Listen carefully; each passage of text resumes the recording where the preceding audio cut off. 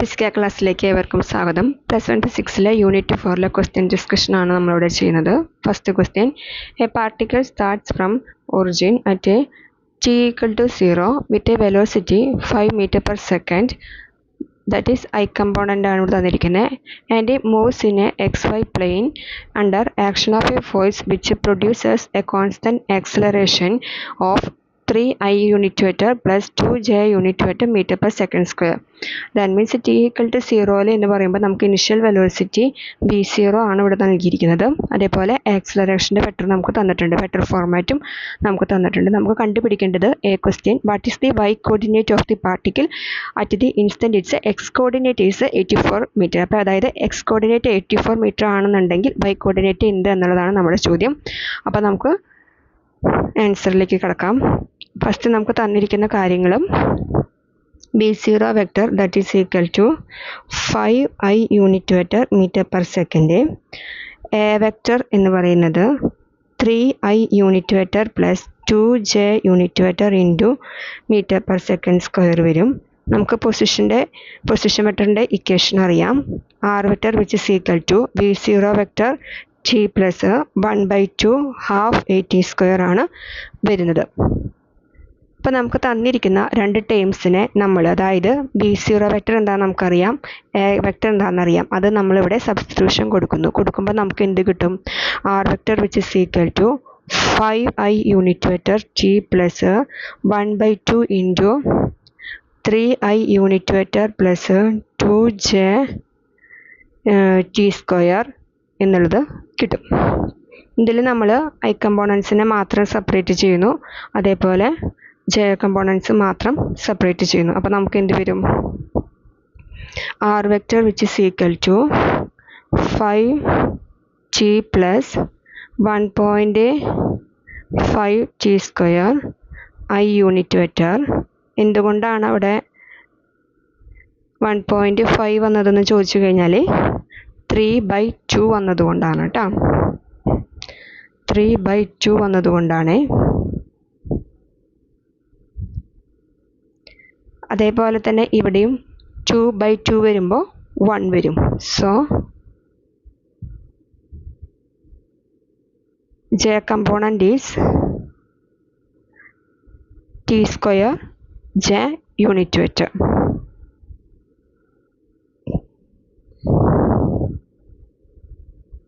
Okay, ഇതിലെ ഈ I unit vector എന്ന് പറയുന്ന അത്രയും ഭാഗം എക്സ് കോർഡിനേറ്റ് ആണ്, J യൂണിറ്റ് വെക്ടറിൻ്റെ ഭാഗം y കോർഡിനേറ്റ് ആണ്.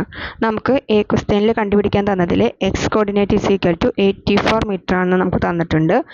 അത് ഉപയോഗിച്ചുകൊണ്ട് നമുക്ക് y കോർഡിനേറ്റ് കണ്ടുപിടിക്കാം. സോ ഈ time that is 5t plus 1.5t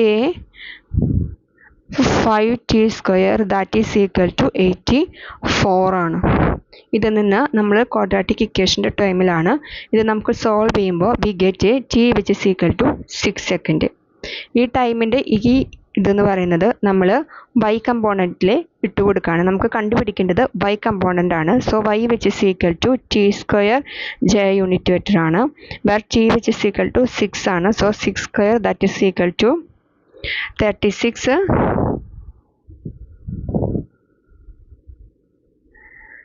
metre ആണ് വരിക. ഓക്കെ, അപ്പോൾ എക്സ് കോർഡിനേറ്റ് കിട്ടിയാൽ നമുക്ക് y കോർഡിനേറ്റ് കണ്ടുപിടിക്കാം. ഇനി next one is B question ആണ്, what is the speed of the particle at this time. ഈ പെർട്ടിക്കുലർ ടൈമിൽ that is t equal to 6 second ആയിരിക്കുമ്പോൾ ആ പാർട്ടിക്കിളിൻ്റെ സ്പീഡ് എത്രയാണ് എന്നാണ് ചോദ്യം. അതിന് ആദ്യം നമുക്ക് വെലോസിറ്റി വെക്ടർ എന്താണെന്ന് കണ്ടുപിടിക്കണം, അതിന് ശേഷം വെലോസിറ്റി വെക്ടറിൻ്റെ മാഗ്നിറ്റ്യൂഡ് കണ്ടുപിടിക്കണം. സോ നമുക്ക് ആ പ്രോസസ്സിലേക്ക് പോകാം.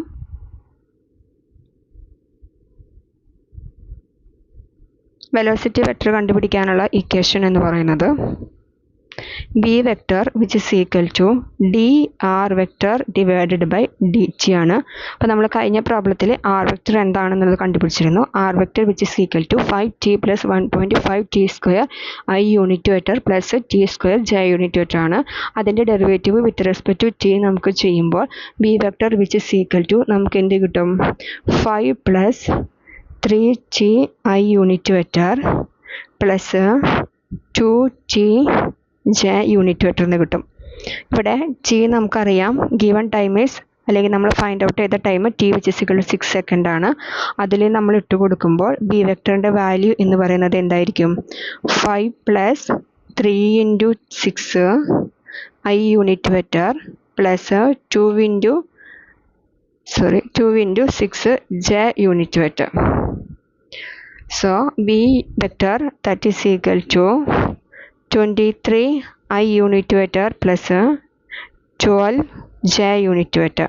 ഇനി നമുക്ക് സ്പീഡാണ് കണ്ടുപിടിക്കാൻ പറഞ്ഞിരിക്കുന്നത്. സ്പീഡ് എന്ന് പറയുമ്പോൾ വെലോസിറ്റി വെക്ടറിൻ്റെ മാഗ്നിറ്റ്യൂഡാണ്. മാഗ്നിറ്റ്യൂഡ് കാണുമ്പോൾ എന്ത് വരിക? √23² plus 12² that is equal to 26 m/s ആണ്.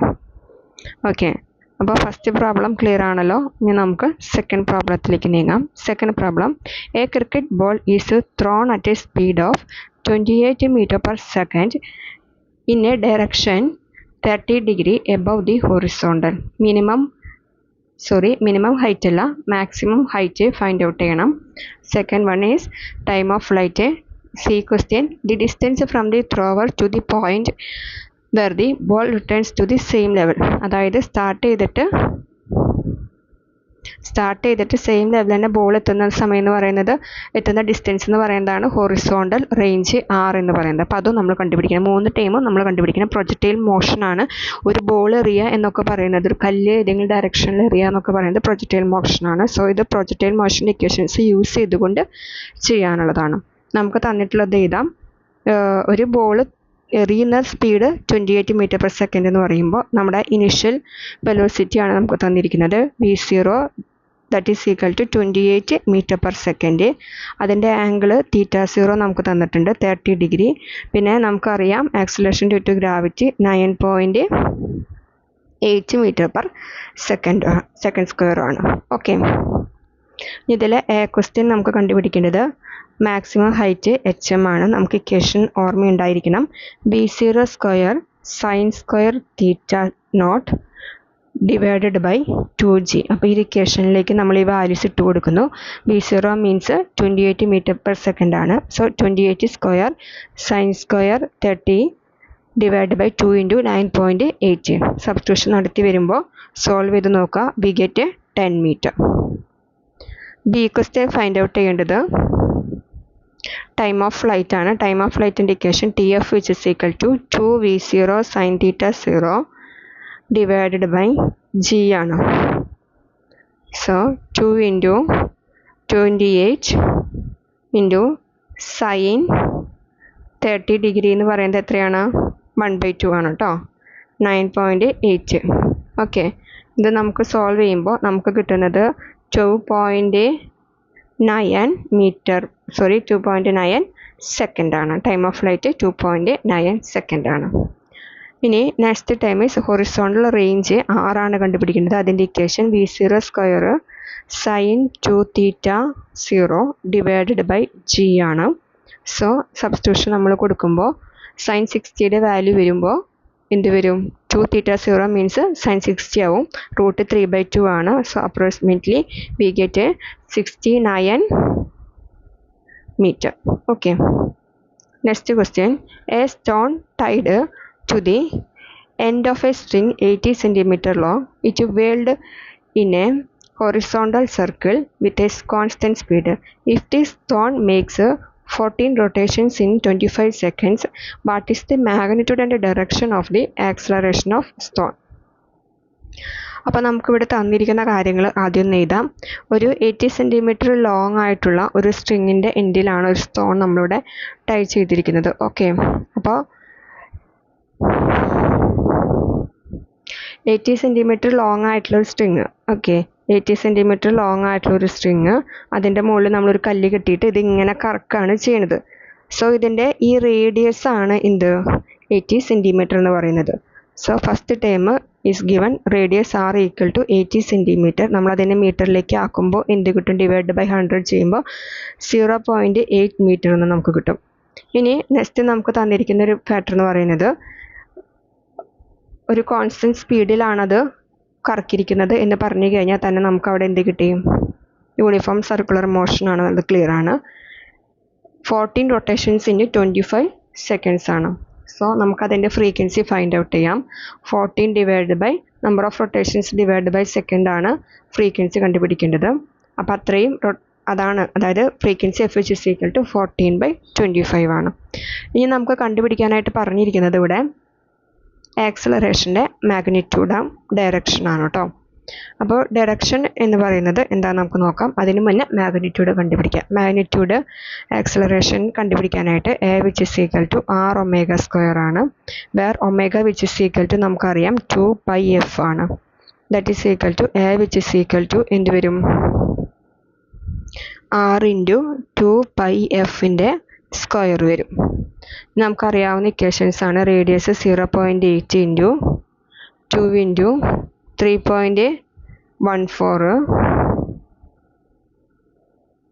ഇൻറ്റു 14 ഡിവൈഡഡ് ബൈ 25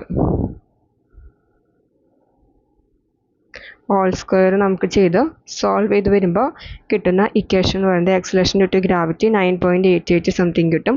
ഇതിൻ്റെ ഡയറക്ഷൻ വരേണ്ടത് എലോങ് ദി റേഡിയസ് ആയിരിക്കും കേട്ടോ, എലോങ് ദി റേഡിയസ് ആയിരിക്കും. പിന്നെ 1-2 ക്വസ്റ്റ്യൻസ് ഇവിടെ ഞാൻ കൊടുക്കുന്നുണ്ട്, അതൊന്ന് നിങ്ങൾ വായിച്ച് നോക്കിയിട്ട് തനിയെ സോൾവ് ചെയ്ത് നോക്കുക കേട്ടോ.